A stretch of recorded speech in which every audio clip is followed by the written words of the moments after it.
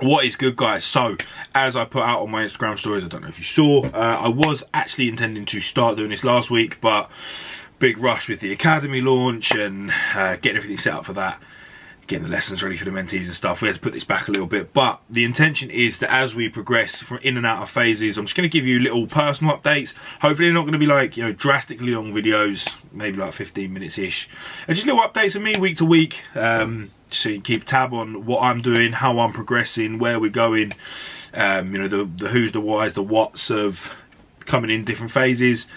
So yeah, that's what I'll talk through this week. Obviously, look, I'll throw you up some little shots of me this week, a couple that I'm happy with, and yeah, talk about where we're going next.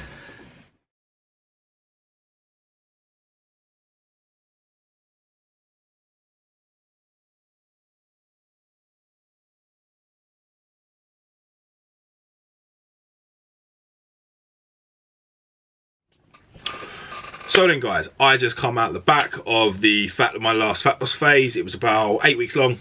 In total deficit time, 2 maintenance blocks, maintenance weeks in between them, 2 little diet breaks. So 10 weeks total after my initial maintenance block, which was, you know, post the off season, post that really big push phase that we did there for 11.5 months, just to let the muscle settle, so to speak. That's the term used. But it just keeps you, you know, when you come out of a growth phase, you're in that very hypersensitive spot where if you suddenly go into a deficit, there's chances that you're going to potentially undo some of the work now. So we just finished the deficit. I landed at, strangely, 98 kg average, I believe, on the week it was. So before pre-Christmas, I got down to about 97.3.4-ish. Was very flat, very lean. You know, the leanest I've been at that weight. Deload. Diet break the week before Christmas week, which was a little bit annoying on the timing scale, but nevertheless it is what it is. You know, I didn't mind dieting through Christmas.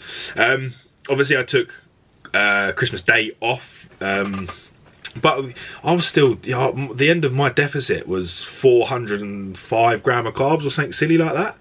So it's not exactly like I was missing out on Christmas dinner and stuff, you know, meats, proteins, carbs, veg and stuff. Just meant I had to be a little bit reserved on the chocolate and the desserts, which was fine by all accounts for me. My body weight didn't really shift over Christmas. And then we finished the last block off, I think it was like 2 weeks, I think, or a week or something,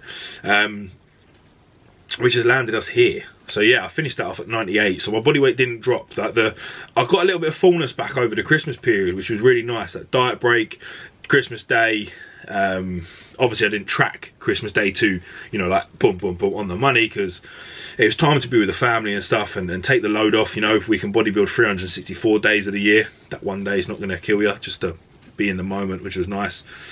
So yeah, landed at 98. And I'd kept some fullness. It was weird. I was leaner, a lot leaner. You know, the body fat had come off, but the weight just didn't shift. Now, it could have been potentially some digestive stress going on, food moving through the digestive system, because I did notice towards the end, as stress, as fatigue accumulates, my digestion did start to slow down a little bit, which wasn't exactly like a curse. It was kind of like a little blessing in disguise. I just didn't have any hunger signaling. It was great. I had no constant food focus, you know, like you get towards the end of a deficit. And it could partly be due to that minor digestive stress, a few things like that. But yeah, so we landed here. Now, over the course of the fat loss phase, we was accumulating drug load, so PED use, as we went, and obviously we had to get to a certain point. You don't push it as hard as you would in an off season, but you need to accumulate some level of anabolism across the deficit. You still need to drive them processes. Now, I believe, if I just quickly double check where I got to, January the 3rd, 14th. Yeah, so I got up to 13 milligram per kilogram pre my deload maintenance, and then into that week into the growth phase post that. So 30 milligram per kilogram for me is about 1.3 grams of total anabolics. So obviously the milligram per kilogram scale is worked out by total anabolic load divided by your weight. I'm roughly 100 kilos, so it was around about 1.3 grams of anabolics per week, which consisted of 300 milligrams of testosterone. I'm gonna have to try and reel this off the top of my head here, so I don't have the information on the sheet. So it's 300 mgs of test, 100 milligrams of treninanthate per week, We had 250 milligrams of Anavar. I'm going to have to do some quick maths here because I'm reading these numbers off and I'm going to have to see. And then we had Masteron and Anthate in as well to fill up the rest to that 1.3 total. So we have 3, 250, 350, 650. And then another 650 milligrams of Masteron. Now, obviously, Provaron stays in my stack all year round, and I don't really include the 175 mg of Provaron into the total anabolic thing. It's just like a consistency. It stays in all year round. It's not something that gets it pushed in and out or altered at all. It's just there to simply, have its benefits. Prioritise the conversion of free testosterone as opposed to aromatization into estrogen, dihydrotestosterone, etc. So it's just a constant. So yeah, 13 milligram per kilogram, which was, it's not my highest drug load. Obviously in the off season we pushed a lot harder, where I hit a new peak, which was about 17 milligram per kilogram, I believe. So 1.7 gram of total antibodies per week. The reason why I'm giving you all these, actual dosages and stuff, none of this will apply to you. This was just, for me, at the goal at the time, progressively built into the structure of training, accumulating training fatigue, the surplus I was in at the end of that, push phase where drugs were the highest they've been. I was at just under 800 gram of carbs, which was the highest I've ever eaten for me, consistently day in, day out. Training was obviously, I've never trained like that in my life. It was, so it's all relative to the moment, the individual, and that time. So I'm telling you this just as like I want you to see the real picture of how far some individuals have to push things. Obviously that is dependent. Some people will take far less and achieve a lot more, and some will have to take a lot more than even what I do to achieve a lot less.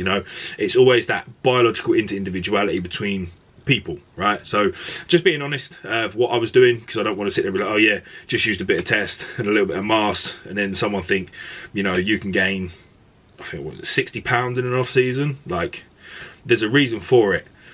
Drugs is not everything, but when you combine the correct training setup, absolutely pushing food to its limit, and I mean day in, day out, not missing a beat, not literally skipping a meal, and then combine the anabolics aggressively over time, you're gonna get an incredible outcome.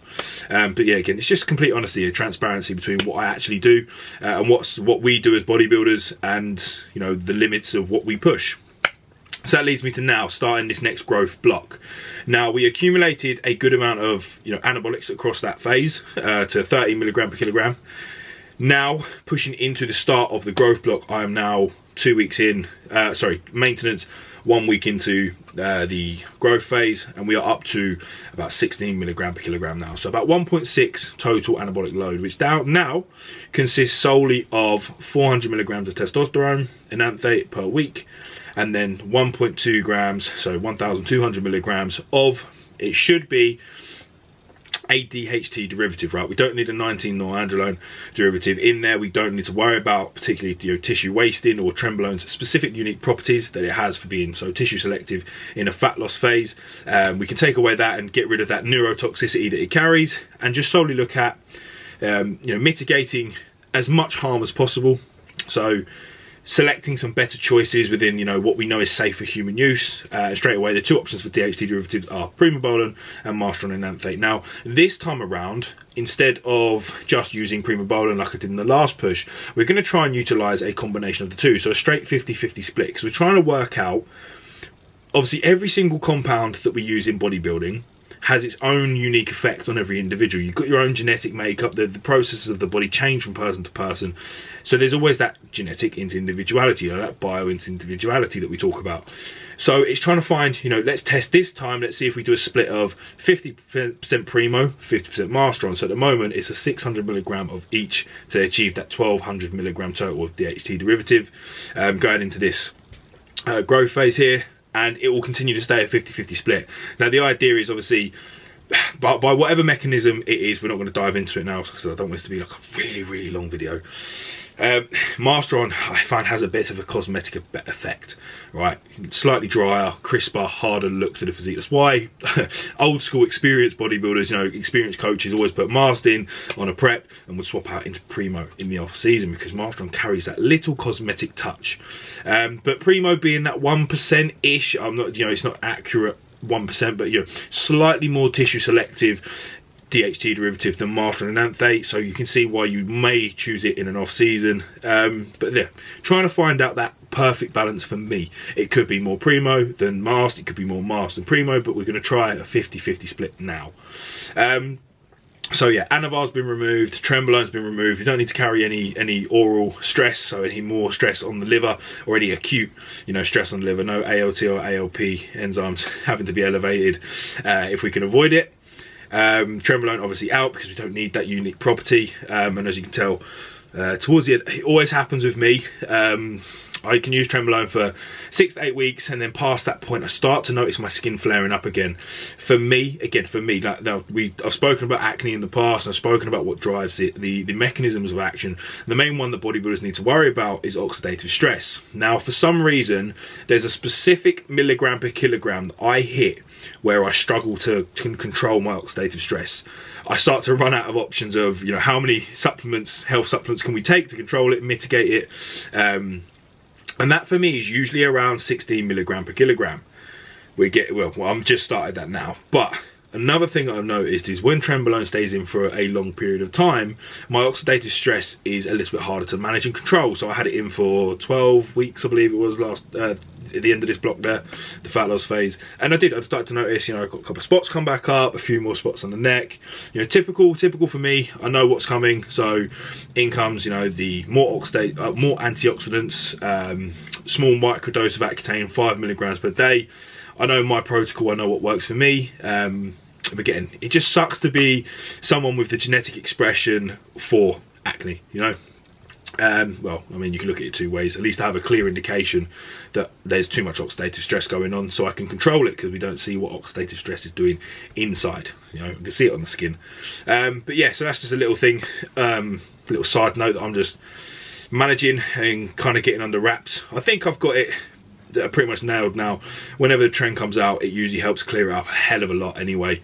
But that's just what I've noticed personally. Don't take that. That's not me coming at you with evidence, looking at studies saying that this is why. It's just what I've noticed within my physique. Everyone is different. So yeah, that's the kind of drug side of things. Now, I've got 2 growth blocks to come. They're 5-week blocks with 1 deload in between each one, 1 week. Now, the plan is to escalate. Again, we've always got that goal. So last time in the push phase, I got to about 16, 17 milligram per kilogram. I have to keep saying roughly that because I haven't got the data in front of me on the sheet as I used to. Now, at that point, we obviously took blood work because it was a new peak that I pushed to, and my blood work come back ace. It was absolutely perfect. To my surprise, obviously, because I'd never pushed that hard, I assumed there would be some repercussions, but obviously the health implications, supplementation, etc. I was taking to mitigate, not completely stop, but mitigate and control the risks was obviously working at that dose. So now this time we're planning to take it to 20 milligram per kilogram. So let's say for me, say I stay 100 kilo. I'm not going to stay 100 kilo, but a 100 kilo individual, that would be 2 grams of total anabolics a week, just roughly. Yeah, the milligram per kilogram scale works quite easy at 100 kilo. Obviously, where my weight's going to go, who knows? I don't particularly care, to be honest. It's irrelevant. I just need to add as much tissue as possible within this 10-week window I have before prep begins and the real fun starts, and we get to wash off some fatigue, bring the drugs back down, have a little maintenance block, recover, and then get ready for the hard stuff. So that's enough about the exciting stuff. I know that's what most people, well, I mean, I guess it's kind of what I've channeled towards my content anyway, a lot on the enhancement side of things. But let's talk about nutrition and stuff now as well, because it's just as important than drugs. Training and nutrition is just as important. So what I found, what Joe was trialing with me, my coach, as we pushed through the last phase was, how much fats do we need? Okay, I tend to operate a hell of a lot better, as highest carbohydrate intake as possible. I don't find it hard to necessarily grow. I'm not saying I'm a super responder and putting on muscle is easy, but it's not hard in the grand scheme of things to get me moving on the scales and within physique, right? I've got clients that I coach where I will have to escalate fat intake right up to the 100 gram mark per day because they're that quote unquote hard gainer, but they just simply require a much larger caloric surplus Whether that's due to daily expenditure or just their metabolism, their BMR genetically, than what I do. And I respond very, very nicely to as little fats as possible, or what is necessary, right? Think about fats. What do they do? Help with the autoregulation of hormones. Well, a big chunk of my hormones is regulated exogenously, so take that out of the equation. Then you've got cell membrane function, some organ health, some organ energy, but in gist, it's not a great deal that fats are used for. And when you think, let's go really basic, let's strip this down really basic here. Protein would be stored as, well, what's made up of protein? Muscles, right? Amino acids, proteins. Carbs get stored as glycogen, carbohydrates, energy source. Fats get stored as fats, right? Outside of what you use or what you need within a day, the rest will tend to get stored as what it is. It's a biological synergistic thing, right? Fat will get stored in fat cells. Carbohydrates will get stored as glycogen. Obviously, I'm really oversimplifying a quite complicated process, but just for the gist of the video. So for me, I don't need as many fats as, say, a natural female would do to regulate her sexual hormones. So there you go. To keep them as low as possible, my body responds quite nicely to that. So in this push, we found that my protein intake has obviously increased due to me being a much larger individual and scale weight being a little bit higher at a better body composition now. Fats is down to 30 grams per day, and I can't really see it escalating much higher than that unless we hit a sticking point for me, which we haven't ever found yet, where I can't keep eating more carbs. I got to 800 last time, and it was just, that was where we fell short on the training side of things. The training blocks, that's where they lined up, so it was time to resensitize from a training perspective. So sadly, the food got cut short there. Now I'm week 1 into the surplus, and I'm already at 600 grams of carbs. So who knows where it's going to end up after the 10 weeks, well, 9 weeks now. But yeah, hopefully we might hit the 1,000 gram mark. Who knows? Hopefully I can eat that much food as well. I don't think I'll have a problem, but we'll see. Something, well, yeah, before we get into the training side of things, something I've been really big on this time. Now, in the last push, I started to notice blood pressure was taking a rise. Now, it wasn't bad. It wasn't in the unhealthy range yet, but it did start to titrate towards the end. I was a heavier individual. I was carrying a little bit more body fat when looking compositionally. I got up to 249 pounds. It was about 113.4 kilos or something like that. And for me at that weight, I wasn't doing enough expenditure. The life of a coach. I sit in this lovely chair quite a lot, looking at the computer, screens, monitors, sat down quite a lot. So it's helped having the missus in prep and me prepping her for the start of the year, the March, April shows, because her expenditure is higher and obviously it's quite dark in the evening. So naturally, Mum raised me to be a bit of a gentleman. I don't like her going out in the dark on her own. It's not because she can't look after herself. I know she can, believe me. But just, out of just decency and just in case, I always go with her. Just whenever she's out walking in the dark, in the early hours of the morning, I will step and I'll go with her. So naturally, my expenditure is a lot higher than in the previous growth phase and push up. So it's sitting me in this nice high energy flux diet. Now obviously that literally simply, again, we'll simplify everything for the term, for the sake of the video. High energy flux is just the more you move, the more you eat, to keep in the same surplus as someone who eats less but moves a lot less as well. Same, you could be in the same caloric surplus. Say you're in 1,000 calorie surplus, but someone who only burns 2,000 calories a day will only need X amount of calories to be in that surplus, and someone who moves and burns 4,000 calories a day will need X amount to be in that surplus equally. So high energy flux diet, more food, more expenditure. But the one thing I wanted to focus on here was keeping it in, even though that, yeah, she'll be prepping all the way through my growth phase, which is ideal, so I will keep the expenditure high. But even past that, even past when she's prepping, just I think as a permanent fixture now, thinking solely on heart health, how can I keep that healthy? I'm going to be trying to increase expenditure, my neat expenditure anyway, no direct cardio, but just making sure that I'm doing above 15k steps, 15 to 17. If I can do more sweet steps per day, and it seems to have been keeping my blood pressure in a very, very healthy range, even with the the use of lipolytics, synthetic thyroid regulators, sorry, get my words out there, lipolytics like clenbuterol, your himbine, stuff that drive up anxiety, that parasympathetic nervous system, and it generally lead to higher blood pressure, extreme, higher, faster resting heart rate. So yeah, even with that in consideration, the higher expenditure and the higher output helped me to control that, alongside obviously keeping on top of my health supplementation, telmisartan, getting a lot of beetroot in, just getting the old Strom Systol Max in to help control the blood pressure as well. Just covering all angles, it's something I think I always preach about longevity, and something for me is just, looking at family history, I just want to try and keep my heart as healthy as possible along this journey. Now, onto the training side of things. In my last push, it was obviously a heavily lower body focused block. Now, I still am on the understanding that I am still trying to progress and put some more size on the lower body, because there is not quite such an imbalance anymore. There's a few poses where it looks more balanced, but there's a few little things like in the side chest I could do with a bit more ham drop. Just in general, like some adductor size, try and fill in the gaps a little bit. Calf size as well, but I'll come on to that one in a minute. But there's a few little things that are still on the lower body that I think need to be progressed.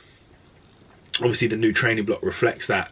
But we're changing the split slightly. So instead of it being like an acute lower body specialization, we're increasing volume and taking some recoverability away from the legs. Now they're a bit more closer to being balanced, or more or less there. There's only a few little tweaks. We can portion off some of that volume now to other muscle groups that we want to progress a little bit faster. So for me, it's bringing up that top line. So we're doing a little bit more of almost a chest and some accessory leg specialization, if you will. But yeah, that's the goal for the next meso. Now I'm doing 3 upper days and 3 lower days, but the upper sessions are being split to AM PM sessions, which is, I haven't done AM PM split on the upper body yet, so it's all gonna be new. Obviously I'll talk you through the where we're going. Just from taking a look through the block ready for Monday, it looks like it's gonna be a challenge, but I like it. I live for that. The 3 leg days a week killed me, but I've never felt better in my life. It was yeah, so I'm ready to sink my teeth into this block and see what we can do. But yeah, there's even some ab work, man. I don't know how I feel about that. So yeah, onto the calf side of things. Now, one thing that I was stressing to Joe, he didn't mention it to me, but I'm a little bit conscious of my calf size. I don't know why. I train them hard. I prioritise training them sometimes at the beginning of sessions and stuff. Like I've trialed multiple different avenues to try and get them, starting the session off with them when you're fresher, increasing frequency as such. But the last thing I haven't tried is daily training. So we're getting a new setup in for calf training. And hopefully at the end of this block, I'll be able to sit there and say, I've got a set of fucking calves, because I've never had them. So yeah, we've got daily training of calves, and how that's going to work is 3 sets week 1, and then add a set every single week. Now, daily is the goal, but we work with inside my recoverability. So the days when they are fucked, like big time sore to the point where it's hard to walk, I won't train them that day, right? And I'll train them the next day. But if they feel good after the 3 sets this day, I'll do another 3 sets the next day, and again and again. And if they feel good all week, then I'll continue training them all week. But yeah, that's the gist pretty much of training. I'll get some videos together of me training, some good footage and stuff, some videographer sessions, so you can see just how it's kind of split up a little bit better. Especially the AM PM setup, it's something that I thoroughly enjoy, making the recoverability more favourable and a lot easier. A lot easier on the body, a lot less taxing when you split the sessions up. It is very, very nice. I must say, I enjoyed doing it on the lower body anyway. But yeah, that is a little, I said I was only going to do like 15 minutes. Sorry guys, I rambled as per usual. But yeah, that's kind of like a wrap up of where we're at going into this growth block. Oh, you're going to focus? So yeah, that is a wrap up on where we're heading now into the growth phase. Yes, so that is I said little, ended up being like 20 minutes. That's a wrap up of where we're at currently, going into the growth phase. And yeah, hopefully next week it won't just be me rambling about the setup, because that was obviously get that out of the way. Next week it'll just be, oh, here's a little tweak. This is what we added this week. This is what we did this week. Food, drugs, everything. so on and so forth. So yeah, hopefully there's some more to come. Obviously I'll keep up with the educational content on the channel, of course. It's not just going to be this from now on, don't stress. I'm sure you've had enough of listening to me waffle. But yeah, apart from that guys, everyone enjoy, carry on getting massive. Peace out.